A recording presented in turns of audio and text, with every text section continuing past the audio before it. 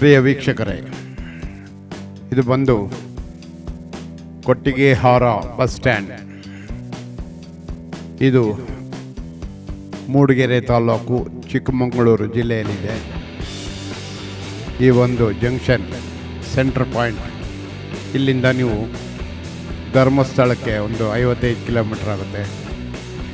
ಹೊರನಾಡಿಗೂ ಕೂಡ ಒಂದು 55 ಕಿಲೋಮೀಟ್ರ್ ಆಗುತ್ತೆ. ಇದೇ ರೂಟಲ್ಲಿ ಹೋದರೆ ದೇವರ ಮನೆ, ಇದು ಕೂಡ 14 ಕಿಲೋಮೀಟ್ರ್ ದೂರದಲ್ಲಿದೆ. ನಾವು ಈಗ ಕೊಟ್ಟಿಗೆಹಾರದಿಂದ ದೇವರ ಮನೆಗೆ ಆಟೋದಲ್ಲಿ ವೀಕ್ಷಣೆ ಮಾಡೋಕ್ಕೆ ಹೋಗ್ತಾ ಇದ್ದೀವಿ. ದೇವರ ಮನೆ, ದೇವರು ವಾಸಿಸುವ ಸ್ಥಳ. ಈ ಒಂದು ಜಾಗ ನೋಡುವುದಕ್ಕೆ ಭಾಳ ಸ್ವರ್ಗಕ್ಕೆ ಹೋದಂತೆ ಆಗುತ್ತದೆ. ಭಾಳ ಚೆನ್ನಾಗಿದೆ.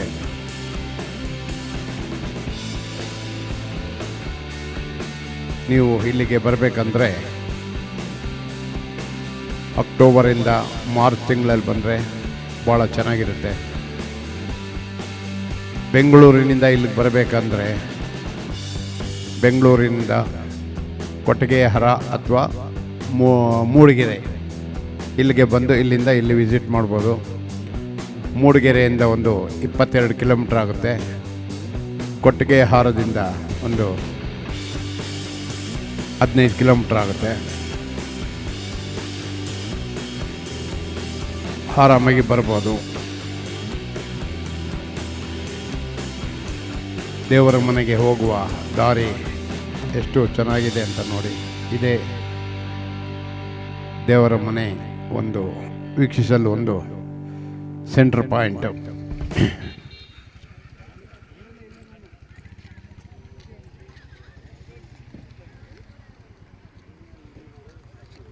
ಇಲ್ಲಿಂದ ಸ್ವಲ್ಪ ದೂರ ಮೇಲಕ್ಕೆ ಹೋದರೆ ದೇವರ ಮನೆ ವ್ಯೂ ಪಾಯಿಂಟ್ ಕಾಣಿಸುತ್ತದೆ. ನಿಜವಾಗಲೂ ಅದ್ಭುತವಾದಂಥ ಜಾಗ.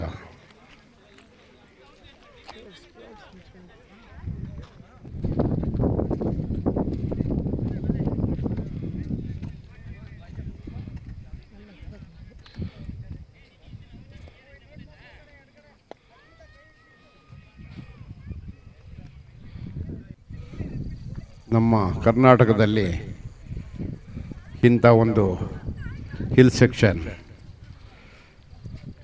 ಇದೆ ಅಂದರೆ ಭಾಳ ಆಶ್ಚರ್ಯ ಆಗುತ್ತೆ. ಅಷ್ಟು ಚೆನ್ನಾಗಿದೆ ನೋಡಿ. ಹೆಂಗೆ ಫಾಗ್ ಯಾವ ರೀತಿ ಬರ್ತಾ ಇದೆ ಅಂತ, ಮಂಜು ಕಾಣಲಿಲ್ಲ ಅಂದ್ರೆ ಅಷ್ಟು ಚೆನ್ನಾಗಿರುತ್ತೆ.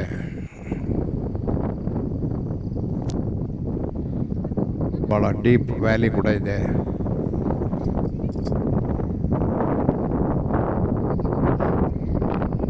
ಇದೇ ನೋಡಿ ದೇವರ ಮನೆ, ದೇವರು ವಾಸಿಸುವ ಸ್ಥಳ, ದೇವರ ಒಂದು ಗುಡಿ ಎಂದು ಹೇಳಬಹುದು. ಹೆಸರಿಗೆ ತಕ್ಕನಾಗೆ ಇದೆ ಇದು.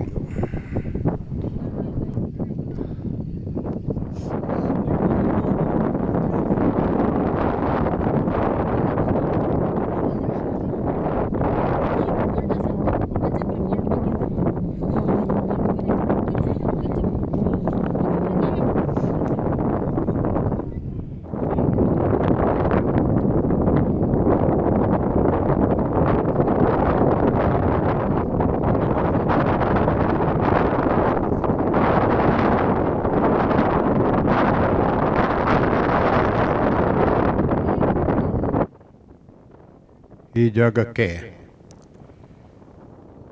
ಅಕ್ಟೋಬರ್ನಿಂದ ಮಾರ್ಚ್ ತಿಂಗಳ ಒಳಗೆ ಬಂದರೆ ಈ ರೀತಿಯ ಒಂದು ಪ್ರಕೃತಿ ಸೌಂದರ್ಯ ನಿಮಗೆ ಕಾಣಸಿಗುತ್ತದೆ.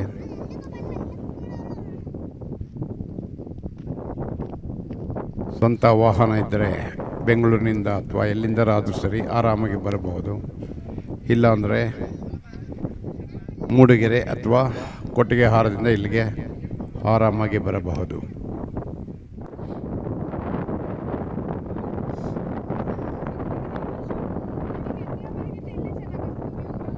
ಹಚ್ಚ ಹಸಿರಿನ ಒಂದು ಪ್ರಕೃತಿ ತಾಣ.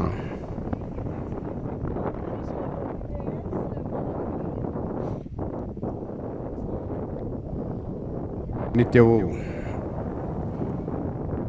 ಸಾವಿರಾರು ಜನ ಪ್ರವಾಸಿಗರು ಇಲ್ಲಿ ಬಂದು ಪ್ರಕೃತಿ ಸೌಂದರ್ಯವನ್ನು ವೀಕ್ಷಿಸಿ ಸಂತೋಷಪಟ್ಟು ಹೊರಡುತ್ತಾರೆ.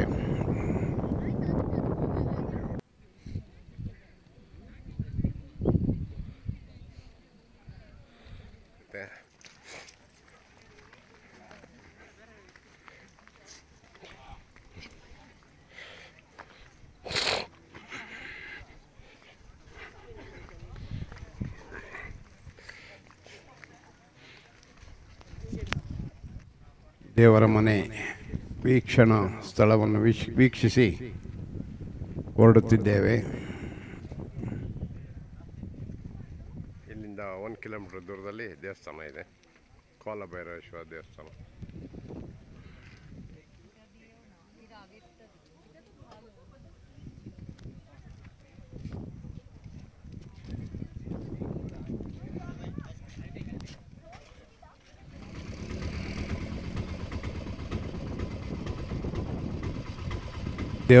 ದೇವರ ಮನೆ ವೀಕ್ಷಣಾ ಸ್ಥಳದಿಂದ ಈ ಕೆರೆ ನೀರನ್ನ ವಾಪಸ್ ಇದನ್ನ ದೇವರ ಅಭಿಷೇಕ ಬರುವಾಗ ಲೆಫ್ಟ್ ಸೈಡಲ್ಲಿ ಉಪಯೋಗಿಸ್ತಾರೆ. ಈ ಒಂದು ಲೇಕ್ ಕಾಣುತ್ತೆ, ಭಾಳ ಚೆನ್ನಾಗಿದೆ. ಕಾಡು ಇಲ್ಲಿ ಪ್ರಾಣಿ ಪಕ್ಷಿಗಳು ಎಲ್ಲ ನೀರನ್ನು ಕುಡಿಯಲು ಬರ್ತವೆ. ಬೇರೆ ಯಾರಿಗೂ ಅದನ್ನು ಟಚ್ ಮಾಡೋಕ್ಕೂ ಬಿಡೋದಿಲ್ಲ. ಕಾಲಭೈರವೇಶ್ವರ ದೇವಸ್ಥಾನ ಭಾಳ ಸುರಕ್ಷಿತವಾಗಿಟ್ಟಿದ್ದಾರೆ. ದೇವರ ಮನೆ. ಹೀಗೆ ಸ್ವಲ್ಪ ಮುಂದೆ, ಏನು ಜಾಸ್ತಿ ದೂರ ಇಲ್ಲ, ಬಂದ ತಕ್ಷಣ ನಮಗೆ ಕಾಲಭೈರವೇಶ್ವರ ಟೆಂಪಲ್ ಸಿಗುತ್ತೆ.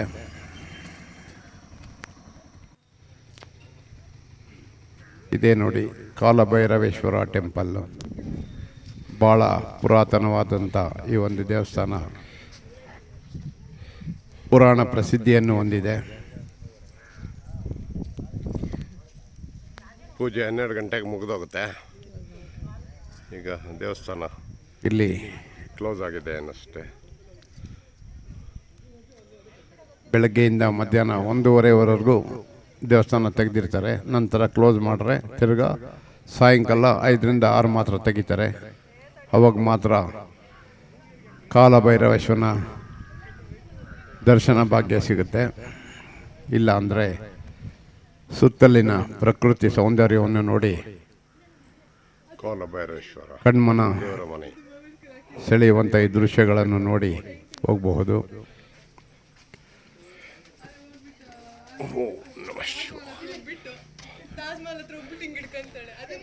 ನಾವು ಇಲ್ಲಿಗೆ ಬಂದಾಗ ಮಧ್ಯಾಹ್ನ 2 ಗಂಟೆ ಮೇಲಾಗಿತ್ತು. ಆಗ ದೇವಸ್ಥಾನ ಕ್ಲೋಸ್ ಆಗಿತ್ತು. ಕಾಲಭೈರವೇಶ್ವರನ ಒಂದು ಮೂರ್ತಿ. ಕಾಲಭೈರವೇಶ್ವರ ಸ್ವಾಮಿ.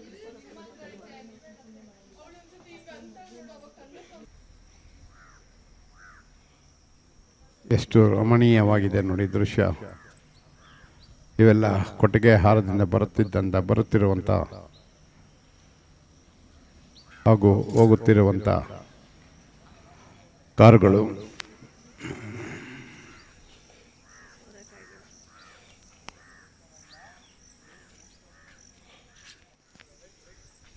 ಇಲ್ಲಿನ ಸುತ್ತಲಿನ ಪರಿಸರವನ್ನು ನೋಡುವುದೇ ಒಂದು ಸಂತೋಷಕರ ವಿಷಯ.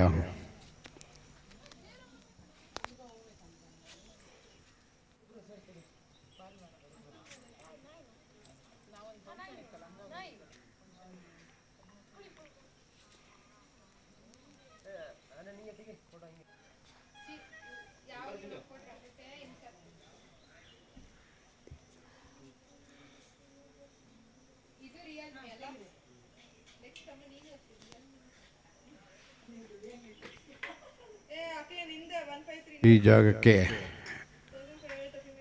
ಬೈಕ್ ರೈಡ್ನಲ್ಲಿ ಬರೋರ್ಗಂತೂ ಸ್ವರ್ಗದ ಅನುಭವ ಆಗ್ತದೆ. ಫೋಟೋಗ್ರಫಿ ವಿಡಿಯೋಗ್ರಫಿ ತೆಗಿಯೋರ್ಗಂತೂ ಮಸ್ತ್ ಚೆನ್ನಾಗಿದೆ.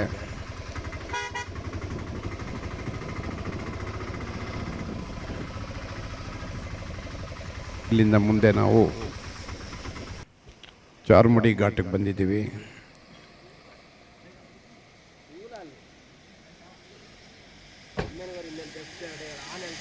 ಚಾರ್ಮುಡಿ ಘಾಟಿನ ಕೆಲವು ಸುಂದರ ತಾಣಗಳನ್ನು ಚಿತ್ರೀಕರಿಸ್ತಾ ಇದ್ದೇನೆ.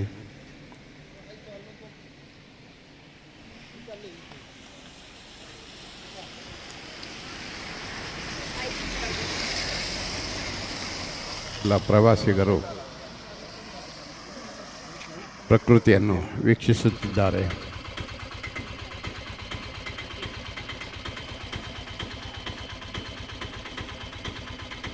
ಚಾರ್ಮುಡಿ ಘಾಟ್ ನಮ್ಮ ಕರ್ನಾಟಕಕ್ಕೆ ಒಂದು ಹೆಮ್ಮೆಯ ಪ್ರಕೃತಿ ತಾಣ ಹಾಗೂ ಈ ರಸ್ತೆಯಲ್ಲಿ ಸಂಚರಿಸುವುದೇ ಒಂದು ದೊಡ್ಡ ಆನಂದಕರ ಅನುಭವ.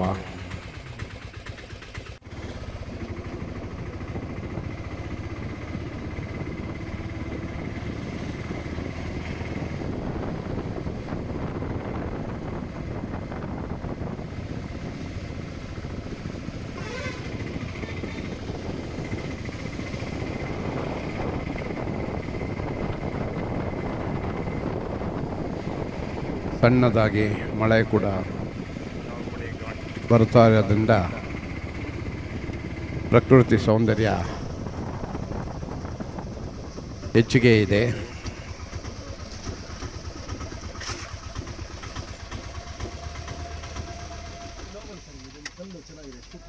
ಹೌದಾ?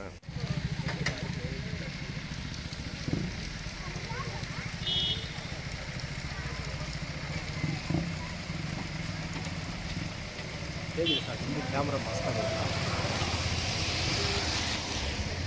ನಿಂತ್ಕೊಳ್ತೀರಾ ಒಂದು ಫೋಟೋ ಹೊಡಿಲ್ಲ ನಿಮ್ಮದು? ಓ ಧಾರಾಳಾಗಿ.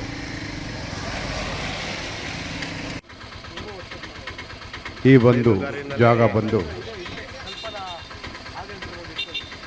ಅನಂತ್ನಾಗ್ ಹಾಗೂ ಕಲ್ಪನಾ ಅವರು ನಟಿಸಿರುವಂಥ ಬಯಲುದಾರಿ ಚಿತ್ರದ ಶೂಟಿಂಗ್ ನಡೆದಂಥ ಜಾಗ. ಇದೇ ಜಾಗದಲ್ಲಿ ಕಲ್ಪನಾ ಅವರು ನಟಿಸಿದ್ದಾರೆ. ಇದು 2 ಜೋಡಿ ಮರಗಳಿದ್ದವು, ಒಂದು ಹೋಗ್ಬಿಟ್ಟಿದೆ, ಒಂದು ಮಾತ್ರ ಉಳ್ಕೊಂಡಿದೆ. ನಂತರ ಇದು ಪುಣ್ಯಕೋಟಿ ಬೆಟ್ಟ, ಸ್ಟೋರಿಯನ್ನು ನೆನಪಿಸುವ ಕಾಮಧೇನು ಹಸು ಹಾಗೂ ಒಂದು ಹುಲಿ ರಾಯನ ಒಂದು ಹಸು. ಇದು ಕೆನಡಾ ಕಾಣ್ತಾ ಕಥೆಯನ್ನು ಇದು ಬಿಂಬಿಸುವ ಈ ಒಂದು ಬೆಟ್ಟ ಇದು. ಇದನ್ನು ವೀಕ್ಷಣೆ ಮಾಡಿಕೊಂಡು ನಾವು ಮತ್ತೆ ವಾಪಸ್ ಕೊಟ್ಟಿಗೆಹಾರ ಬಂದು ಕೊಟ್ಟಿಗೆಹಾರದಿಂದ ಬೆಂಗಳೂರು ವಾಪಸ್ ಬಂದು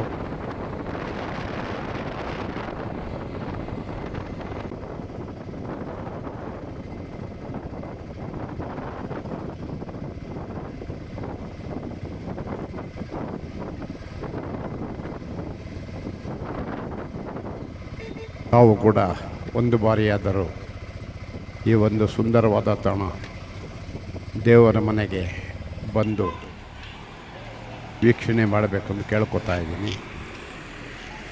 ಮತ್ತು ಕೊಟ್ಟಿಗೆಹಾರ ಬಸ್ ಸ್ಟ್ಯಾಂಡಿಗೆ ಬಂದು ಇಲ್ಲಿಗೆ ನಮ್ಮ ಈ ಒಂದು ಪ್ರವಾಸ ಮುಗಿಯಿತು. ಎಲ್ಲರಿಗೂ ವಂದನೆಗಳು.